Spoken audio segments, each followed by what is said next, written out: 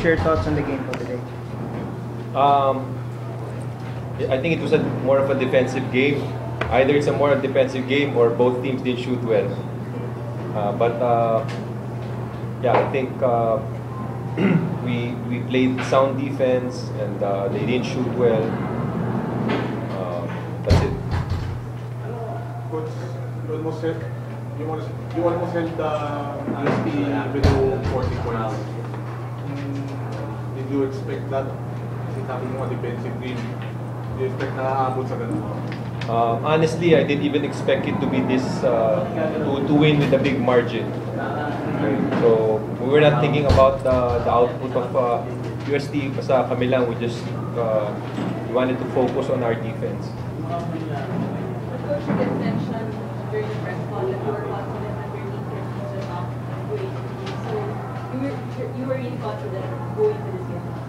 We were confident about our game. I think the boys are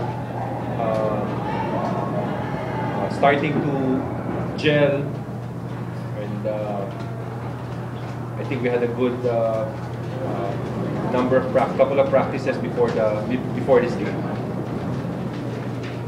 Troy, kasi last season mo na to, ano yung pinag-aaral namin this season?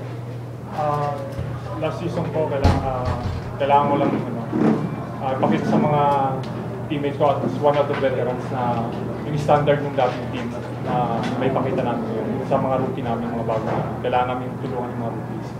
Tsaka ako as a veteran, kailangan mo ipakita para sumunod yung mga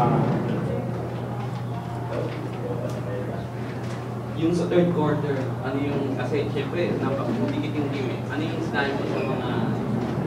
Sinabi ko sa teammate ko, tulungan nila ako kasi first half talagang struggle ako. Walang pumapasok ng tira ko dahil depensa ko parang na sumasama sa pag-off ng offense ko. So, mindset ko nung pagdating ng third quarter, parang i-assert ko pa yung sarili ko para sumunod yung mga teammates ko, lalo na sa defense.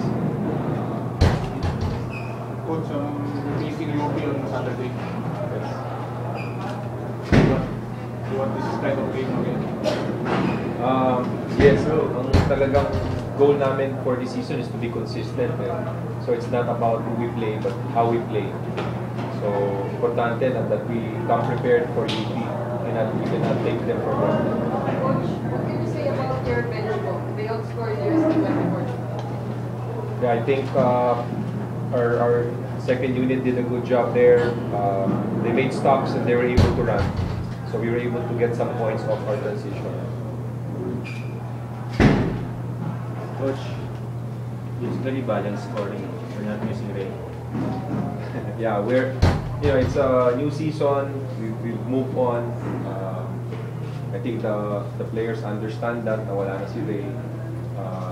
So talagang sinabi ko sa kanila, kailangan pagtulungan natin to. It has to be a collective effort. Everybody must give their share.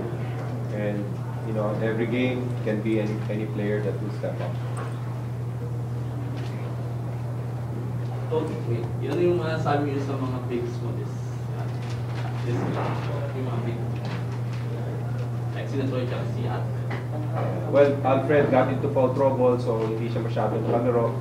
But aside from Troy, si Tristan Perez also did a good job, at least subbing for him.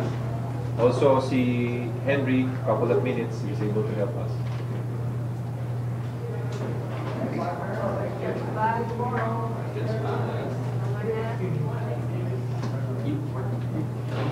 Okay na. Alright. Thank you. Maraming salamat.